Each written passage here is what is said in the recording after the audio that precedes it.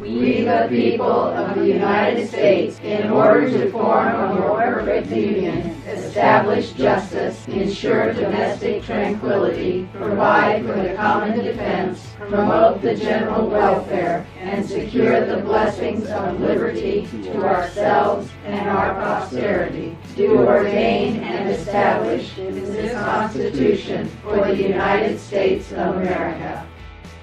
In the summer of 1787, 55 men would gather in Philadelphia. They were tasked with fixing the government of the United States of America. Over the course of 4 months, they would debate, argue, refine and prepare the first document of its kind in the history of mankind, an attempt to prove that men can rule themselves by law. Over the next 3 years, the 13 United States would debate the ratification. This is the story of those men and of those times. It is a look at the ideas, the concepts, the debates, and the history of the Constitution of the United States. This is Constitution First. Sue me if I go too fast, but the sons of his opponents wish that he was their dad. Got a wig for his wig, got a brain for his heart. He'll kick you apart, he'll kick you apart. Ooh, he'll save children, but not the British children. He'll save children, but not the British children. He'll save children, but not the British children. He'll save children, but not the British children. He had a pocket full of horses, fucked the shit out of bears, threw a knife into heaven and could kill with a stare. He made love like an eagle falling out of the sky, killed his sensei in a duel and he never said why. Washington, Washington, 12 stories high, made of radiation. The present beware, the future beware. He's coming, he's coming, he's coming.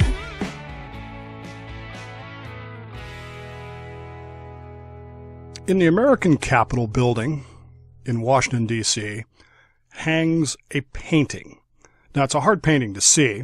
Well, I guess that's a weird way to say that. Unless you know what you're looking for, you're not likely to see it. You have to go into the Capitol, you have to go into the dome, and you have to look straight up to where the oculus is. Now, the oculus, for those who may not know, is a hole in the roof of the dome.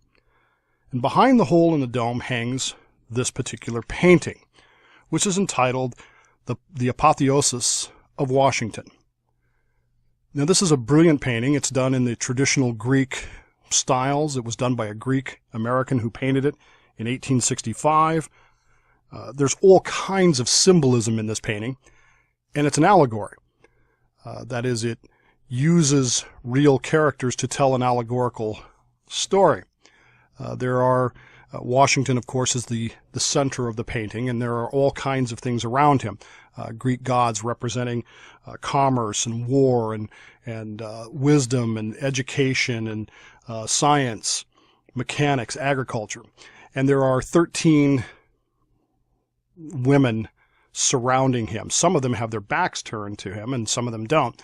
Each of them representing the original 13 colonies. The ones with their backs turned representing the ones who rebelled in the recently concluded Civil War. It's a beautiful painting, and it's an amazing piece of American history. But it's simple. It represents something that I have long believed about us as Americans. And that little piece of music that I played at the beginning of the show is similar in many ways. We as Americans tend to place our framers and our founders on this pedestal-like position in our history. Thomas Jefferson was quoted as saying of the men who wrote the Constitution, they are demigods. Now, I don't think he meant it in the sense of deification, but he almost captured, encapsulated what is a typical American feeling, which is that these people are above anything else, that they are brilliant in ways that we can't even aspire to. And so somehow or another through the years, whether it's Mount Rushmore or, George Washington, 6'4" and a bleeping ton, we have elevated them to the position of essentially deification. Now, before you get all theological on me and start sending emails. I know that. The title of that painting, by the way, that hangs in the Capitol building and has since 1865 is the Apotheosis of Washinton. The word apotheosis from the Greek meaning to deify, to make a god of whatever. The painting is literally an allegorical tale of the deification of Washington. And I've always believed that somehow or another, in fact, I had this conversation with Josh and Bryce a few weeks ago on their podcast about, we tend to forget that the framers, the founders, that generation were real people with everyday problems, everyday issues, everyday events, everyday happenings. And somehow or another we lose track of that, and we only pay attention to the big important things that we think to ourselves, well, there's no way I could ever do that. Of course we could. What was different about them? In any way, shape, or form different from us? In the sense of potential and ability, and because we place them so high on this pedestal, sometimes we forget about that. And so sometimes I think it's worthwhile to step back and look at them as people, men and women, as opposed to framer and founder, although they are that as well. By March 30th, 1788, 6 of the necessary 9 states had ratified the Constitution. There were a lot of discussions going on. At least 70 of the Federalist Papers had already been published. Numerous anti-Federalist papers have been published, although they lack the polish that the Federalist Papers have. It still isn't widely known, in fact, it's still a secret, who are writing the Federalist Papers. We're not sure. In fact, George Washington himself has asked a friend of his, a guy by the name of Henry Knox, do you know who they are? What's going on with this whole thing? The world is watching as these 13 United States, let's say 12 because Rhode Island has completely refused to even think about it, are going through the process of debating changing their government without firing a shot. This is so strange to everybody else in the world, and yet at the same time, inside the United States, people know that if they don't do it this way, the likelihood is that there are going to be shots fired because sooner or later, there's going to be a civil war. There's going to be a war between these states. They probably wouldn't have called it a civil war, but with 6 of the 9 states necessary and 6 of the 13 now on board, New Hampshire, and if you want to go back and check out the New Hampshire episode, you can, is in the process of trying to do this. And New Hampshire is just up to, as we talked about in the New Hampshire episode, they are up to some really funky things. The Federalists are manipulating things, the rules, the vote. The Anti-Federalists are really fighting back and taking advantage of one of the rules. The convention has adjourned multiple times, and this is really, really starting to piss off Washington. He's just almost apoplectic about the goings-on in New Hampshire.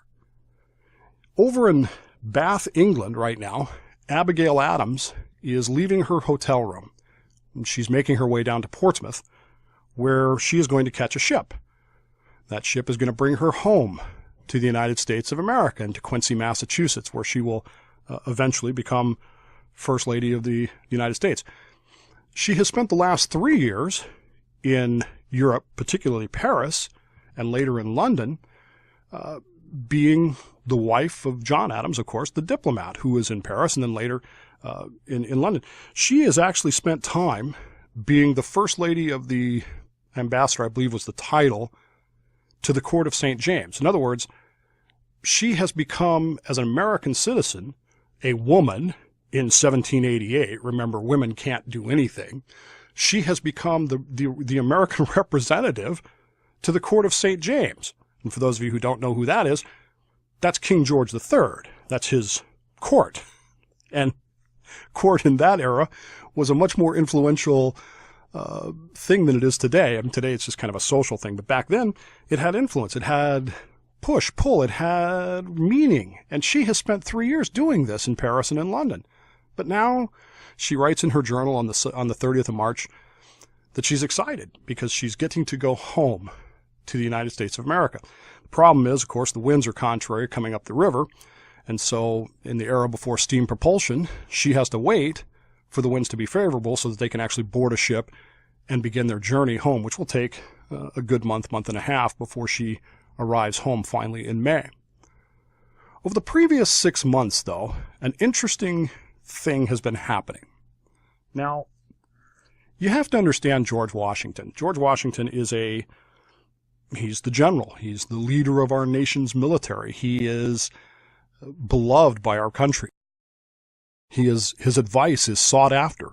His patronage is important. It's almost the mark of a failure or successful business. It's like advertising today. George Washington says, buy this. You're going to go buy it. You're going to participate in it. It's the stamp. It's the grade A stamp of approval. And so numerous people are after his approval for their businesses. In the meantime, he's trying to run his farm, and he's trying to keep tabs on what's going on post-convention with what's happening in each of the states. He's pleased that some states have quickly ratified.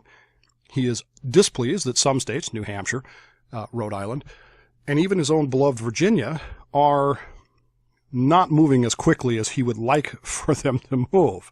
And he is corresponding with people left and right, and he's writing a lot of letters.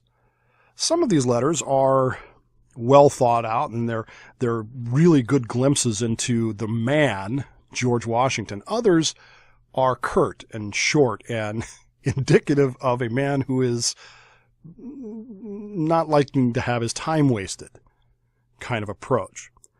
And it's in the middle of all this because, again, I want you to see these people, not as demagogues, not as people being deified, not even as George Washington, 6'4", weighs a breaking ton. I love all those stories. I really do, by the way. I love the story of Washington chopping down the cherry tree, Parson Weems and all that. I even love that song, George Washington, that I played at the beginning of it. I think it's hysterical. But they're all emblematic of us missing the real person. And what I found in my research this week was a George Washington that I'd really never seen before. 6 months before March 30th, 1788, in October of 1787, less than 3 weeks after the convention has ended, George Washington receives a letter from a person. This is known as an introductory letter. It's a query letter, I guess, if you want to do it that way, from a man who wants to meet George Washington. He wants to present to George Washington an idea that he has for a business, and he wants Washington to hear him out. Now, the man in question is a guy by the name of John O'Connor. John O'Connor is Irish. He's from Ireland. He just came to America in 1787. And in the short time that he's been here, he's married an American woman by the name of Elizabeth. Elizabeth O'Connor lives, as far as we can tell, she's originally from North Carolina, as far as we can tell, but lives currently in Alexandria, Virginia, which, if you know your map, is not far from Mount Vernon. In fact, it's close enough that Washington invites her to come visit him at Mount Vernon. Her response is that she cannot, primarily because she can't get an Uber. No, I'm sorry, she can't get a cab. Same thing, right? It's the 1788 version of Uber. There's no cabs to be hired, she writes back with great regret. She won't be able to come. O'Connor's letter is very flowery. It's about 3-4 paragraphs long, and it's really complimentary of the general. Oh, you're so wise, and I hold you in the highest esteem and the highest regard, and I really want to talk to you about this idea that I've had. As far as we know, Washington doesn't really respond to that letter, except that he kind of does, because he writes back to Mrs. O'Connor and explains to her, look, you're welcome to come down anytime you want. Just pop in. You don't need an appointment. Just please calm down. I understand the problem with the cabs in Alexandria. That's terrible. But when you can get one, come on down. I don't really know your husband, so I can't really endorse his business right now, but insofar as I can, I would be happy to say, well, I don't know anything about it, but it sounds like a good idea. Yours respectfully, your humble obedient servant, George Washington. This correspondence that is actually preserved in Washington's diaries and records, which you can read for yourself. They're wonderful. They really are.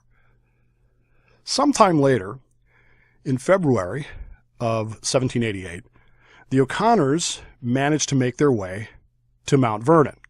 Now, it's unclear if they came together. I kind of get the impression that they didn't.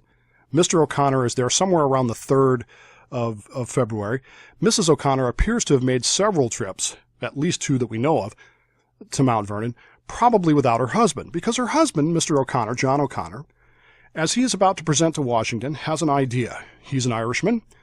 He says that he is a lawyer of some regard from the Kingdom of Ireland, which, as far as anybody knows, wasn't actually a kingdom, at least not at that point. But he has an idea. He has fallen in love with America. He just loves this place.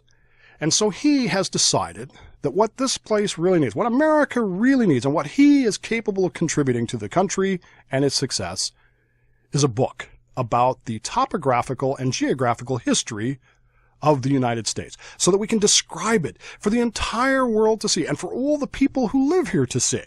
Because you see, people in Georgia probably are never going to travel to New Hampshire, so they don't know what's there.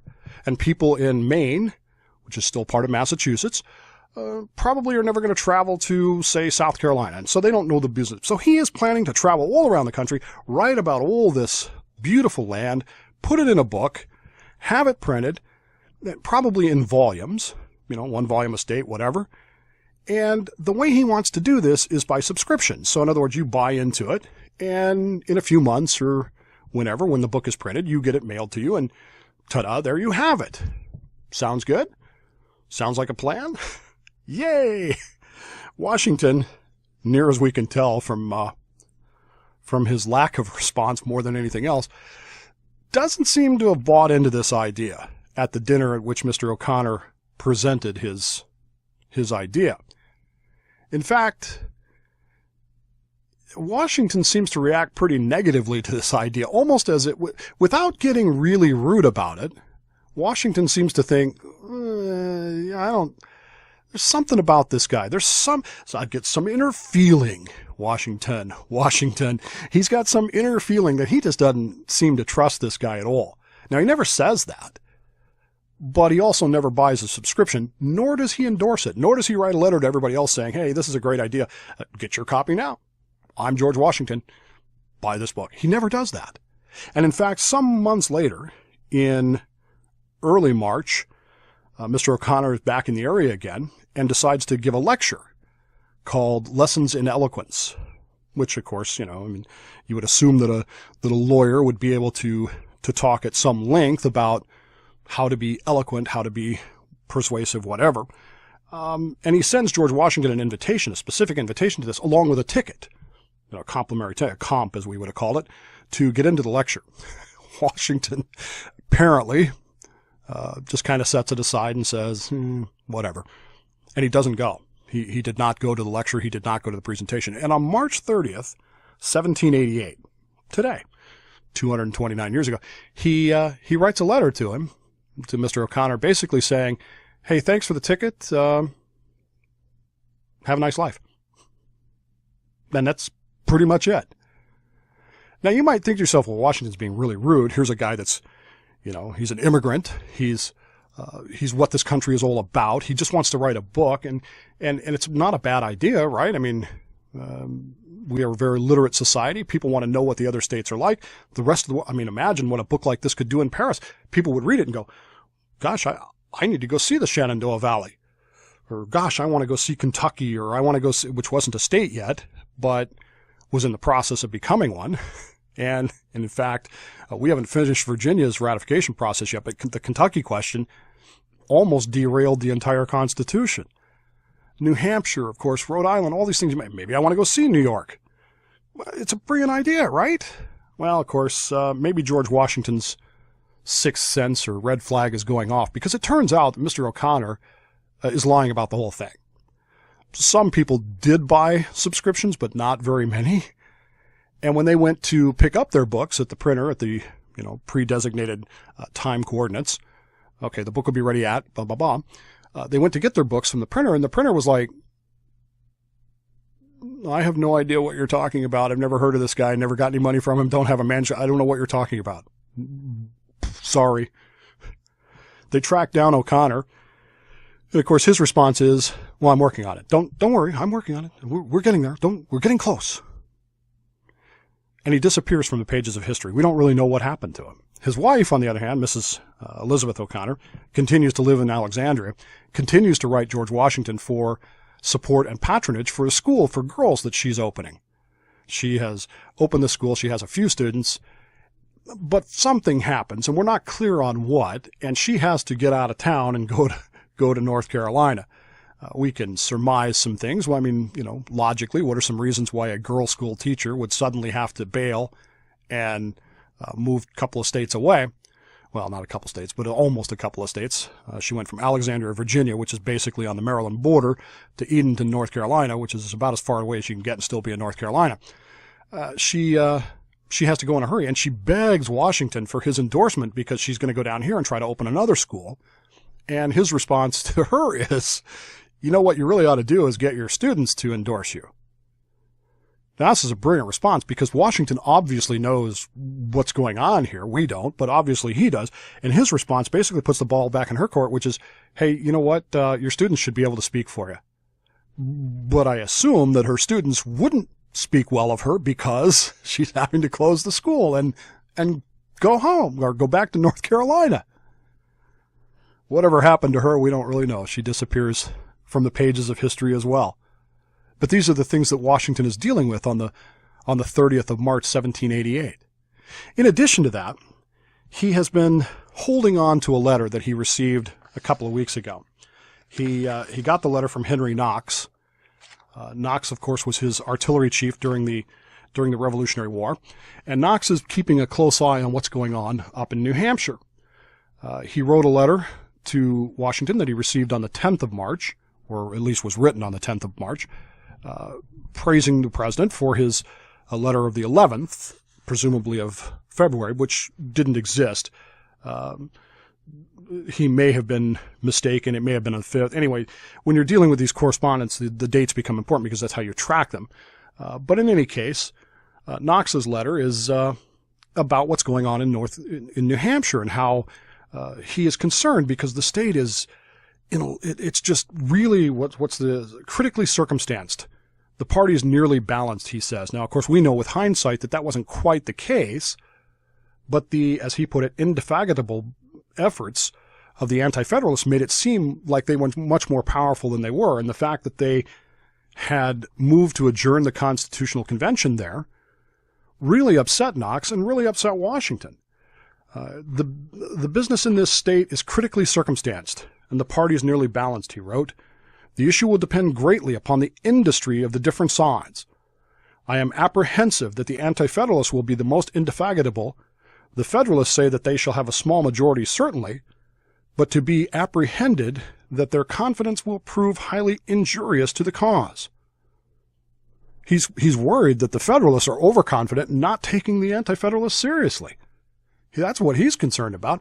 And of course, he's most concerned about this, and he lets Washington know. He also, and again, this is why I love these letters from this era. That's why I want to talk about these people from this era. He closes the letter by saying this: I beg the favor that you would present Mrs. Knox and myself to Mrs. Washington, and my compliments to Colonel Humphreys.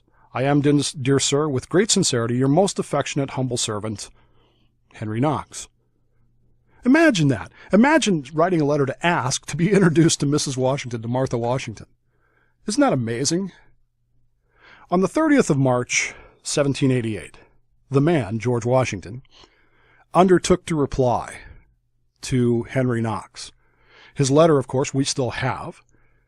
It opens with the standard greetings and the praise to Knox for getting well. Knox had been quite ill. And apparently Mr. Madison, who had subsequently visited the Mount Vernon place, had informed the general that Knox was getting better. He also, by the way, Knox had written in his letter that it was rumored that Madison, Jay, and Hamilton were the authors of the Federalist paper, but nobody really knew. In the meantime, of course, Madison himself had told Washington that he was, and Washington sort of, bypassed that in his response. He writes, "The conduct of the state of New Hampshire has baffled all calculation and happened extremely malaprope for the election of delegates to the convention of the state. For be the real cause of the adjournment to be so late a day, what it may, the anti-federalist party do not do us scruple to declare that it was done to await the issue of this convention before it would decide." He's speaking of Virginia. He's concerned that they're basically waiting to see what Virginia's going to do, and he knows that Virginia's having problems. The Virginia would be his problem, and of course he describes the problem when Virginia, the Kentucky district, will have great weight in deciding this matter, and the idea of its becoming an impediment to its separation has gotten a hold of them, while no pains are spared to indicate a belief that the government proposed will, without scruple or delay, barter away the right of navigation in the river of Mississippi. This letter from Washington back to Knox, dealing with how they're approaching the issues. We're really concerned about what's going on in New Hampshire, but it's all based on what's happening in Kentucky. But it's all based on what's happening in some of the other states, in the Federalist Papers, and who's writing those. It takes us around the entirety of the whole thing with this idea that these are real people dealing with real problems, and in the middle of it all, Washington has to deal with a scam artist, an Amway salesman, a pyramid scheme, a phony, a pair of phonies who are trying to get him to help them scam other people without telling him that they want him to scam other people. But he is so smart that he sees right through what they're trying to do, and he handles it in a way that I find remarkable. You or I today, if we were approached by someone, if I was approached by it, I've done this where people have come to me and said, "Dave, we want you to shill for something." And I've said, "Okay, let's talk about it. Let's look at the product. Let's talk about it." And I'm not going to tell you what the specific product was, but it was a scientific fraud. And I knew it was a fraud, but there was a lot of pressure from the salesperson to do it anyway, because look, they're willing to pay for it and they're going to pay you for it, but they're going to put my name on something that's not true. And my handling of that was much different than Washington's. Washington's handling of that was kind of like, look, if this is as great as you say it is, well, your customer should be able to speak for you. And I'm not one of your customers, so alas, I am unable to speak for you. My reaction to that was much different. I wish I'd have known about this then, because I would have just basically used his letter and said that then. It would have been great. I tell you all this story not because it really has anything to do with the debates or the discussion, but I just wanted to show you these are real people dealing with real issues and real problems and real travel.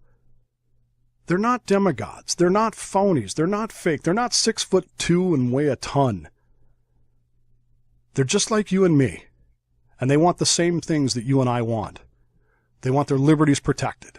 They want a government that's stable and a nation that's prosperous and able to handle any exigency that will come its way. They want their children to grow up free, with liberty. And most of all, they want to pursue life, liberty, and happiness. Whatever that means. Whether that's opening a school in Edenton, North Carolina, or Alexandria, Virginia, or printing a book, or shilling for something that isn't theirs. They're real people living real lives. And I think that it's important for us to take the time to remember that even in the middle of the ratification debates, that's who they were.